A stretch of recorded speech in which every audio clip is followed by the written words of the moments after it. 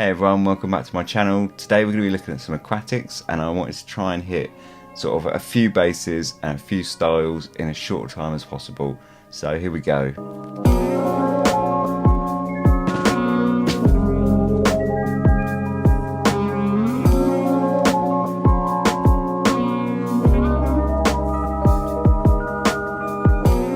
Like I said at the start, today we're going to have a look at some aquatics, and I didn't want to do like a 1 to 5. I thought that's kind of arbitrary to number them. Plus it just sort of promotes people to skip to see what number 1 is. So I think top 10s and 5s are sort of arbitrary. So instead I've picked 5, and they cover as many bases as possible. I wanted to cover sort of every budget and every kind of taste as well. If there's any that you really want to see me do a long review of, let me know, because I will review all of these. But, you know, I don't mind what order I do them. So if there's any that you particularly want to see a review of, chuck it in the comments and I'll get to those first. And also there's timestamps in the description. So if there's anything that you just don't want to watch, just skip over it with the timestamp, no worries. Or if there's anything you want to jump to, timestamps in the description. So here we go. First up, this one's probably the most generic on the list. We've got Bulgari, Aqua, Amara. Notes are mandarin, neroli, watery notes, patchouli and olibanum. It's kind of a lot of hype, this one. It was a bit of a hype beast, and everyone was kind of creaming over it. I kind of get why though, to be honest. It's nice, salt, juicy mandarin, and it smells like you've got home from the beach on a hot day. You've got kind of sea air and that kind of lingering moisturized skin from suntan lotion. And I say it's probably the closest on the list to an aquatic kind of beachy marine. But I say it was massively hyped. But I kind of understand why, and I think fair play to it, to be honest, because it's a safe entry point. It's a nice, pleasant smell, and it offers a little twist on the kind of usual kind of aquatic marine. It's quite young smelling. It's fun. It's an easy throw on. And in the summer, it's got that kind of mandarin that's very juicy. That kind of just you know, helps to kind of keep it fresh and light, but not sort of fresh and light in the usual citrus way. I like orange scents anyway, so yeah, I think it's a nice scent, and it's a nice easy throw on. Say it got a lot of hype, but to be honest, I kind of feel like I can see why. I can, you know, it's fairly justified in my opinion. It's not expensive if you get it in 50ml. It's relatively well priced, especially now you can get them second hand quite easy. So yeah, it's a good one to start with. I thought we'd open the list with Bulgari, Aqua, Amara, which say nice, easy to throw on, nice scent, great for hot days. To be honest, I will get quite a bit of wear out of this summer, I think, because it's really safe, and it's quite easy to wear. So moving on from that, we got Imaginary Authors, Falling into the Sea. The notes in this one are lemon, bergamot, grapefruit, lychee, tropical flowers and warm sand. And so yeah, Falling into the Sea, Imaginary Authors, it's a very much just goes with the idea of the kind of sharp, clean citruses with an aquatic. It's, to be honest, it opens like a sharp, clean floor cleaner. I don't like the opening to this at all. I think it's revolting, but it does calm down after like 5-10 minutes, so I can forgive it for that. And after that's gone, it does drop down into a really nice kind of, again with those kind of tropical beach vibes of Aqua Amara. You've got this kind of sand, the salt, the kind of sea air, but also with this one you get this kind of sort of takes a turn towards a fruity rum cocktail kind of vibe with the lychee and the small like kind of subtle florals that are in there. Gets very like I say, like a kind of fruit cocktail kind of vibe, and it's really nice and lasts forever. The warm sand note in it is, I feel like it's there. I don't know if I wouldn't say it's like warm sand or anything like that, but you do get a kind of sandy, slightly kind of yeah, sandy feel to it, definitely.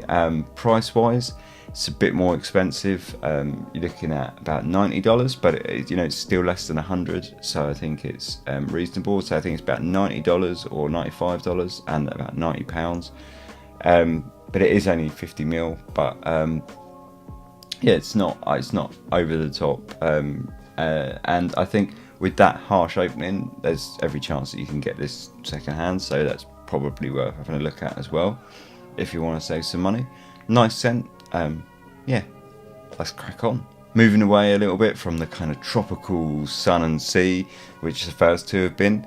Next up we got Penhaligon's Blasted Heath. The notes in this one are sea notes, seaweed, clary sage, green notes, tobacco, whiskey, patchouli, cedar, gaiac wood, vetiver and musk. Now Penhaligon's Blasted Heath is sort of very similar in the terms of like beach and sea and all the rest of it, but instead of tropical, this is very much like a deep green sea. It opens with like a harsh salty overdose, but it's much greener. It's very like basically this is the kind of the sea if you're standing on the cliffs on a windy cold spring. It's you've got the sea air that's like just kind of throwing up loads of salt into the air around you, and it's dark, it's green, it's the deepest ocean. It's not a blue Mediterranean kind of tropical ocean. This is definitely like the deep sea. It's really nice. Once the huge salt overdose from the start, it starts to dry down a little bit in the vein of Aqua Amara, but it feels like a kind of slightly dressy older brother of Aqua Amara. And then it's got the kind of tobacco, the whiskey, the patchouli comes through, which is really nice. And the woods just kind of subtly underneath that. The woods are very subtle in this, but it's really nice scent. A nice interesting take on the kind of salt sea air kind of vibe. Say normally you find in scents they go for that whole kind of tropical Mediterranean beach, whereas Penhaligon's on this one, they go fully for the kind of cold English beach, which I quite like because it's not all that common. It's a little bit unusual. It's an interesting scent. So yeah, that's Blasted Heath. It's a nice fragrance in a cool little bottle. Okay, fourth up we've got Can you say that? I just did. Fourth up we've got Xerjoff 40 knots. Now Xerjoff 40 knots, the notes are salt, green notes, woody notes, seawater and cedar. Now that note listing in my opinion is way off. Not way off, but it's way not very descriptive. It doesn't really help you get the idea of what this smells for. For me, this is an aquatic for people who don't like aquatics.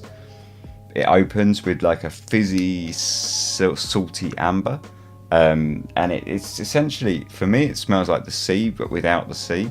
If that makes any sense, it's sort of like you get this salty seawater, but it's so clean and it just doesn't really smell like the sea in terms of the kind of like when you have like Blasted Heath, you kind of get this whole kind of dank green seaweedy kind of vibe. But with this one, it's much more like you get this kind of the sea, but it's almost like the sea if it was in a laboratory or something, like clinically clean sea. It also dries down hugely to an amber that reminds me a lot of Ombre Nuit from Isimaki, except from it doesn't have the kind of gingerbread kind of tones. In this one, you get instead like a kind of clove to it, which is nice, and a touch of cinnamon. Smells a lot to me like being in a very expensive hotel sauna, more than anything. And the woods are gorgeous. I say this is really an aquatic for people who are not into aquatics, in my opinion. It's fresh, it's salty, you've got those kind of aquatic marine watery vibes, but at the same time it's more about the woods and the amber. It's really nice fragrance, and yeah, a little bit more expensive than all the others. Well, a fair bit more expensive than all the others, but it shows. But it's not my favourite Xerjoff at all, and it's not even my favourite on this list. So yeah, but it's definitely a really nice aquatic, and if you're not into aquatics, I'd still say this is worth a little crack. Okay, so the last we're going to look at today is Hermes and Jardin Solennel. The notes in this one are carrot, grapefruit, tomato, green mango, orange, peony, bulrush, hyacinth, lotus, labdamen, iris, cinnamon, musk and incense. Now, Hermes and Jardin Solennel is possibly stretching the kind of definition of aquatic, but I definitely feel like this is a watery smell. It's definitely got the aquatic vibes to it. It opens with a big juicy grapefruit and mango and a lot of green vegetation, but over the top of it, it's fully like got this kind of heavy kind of rainwater sort of smell across the whole lot of it, and it dries down into a really kind of delicate, transportative and very romantic sort of water coloured like florals amongst this kind of the fruits from the opening.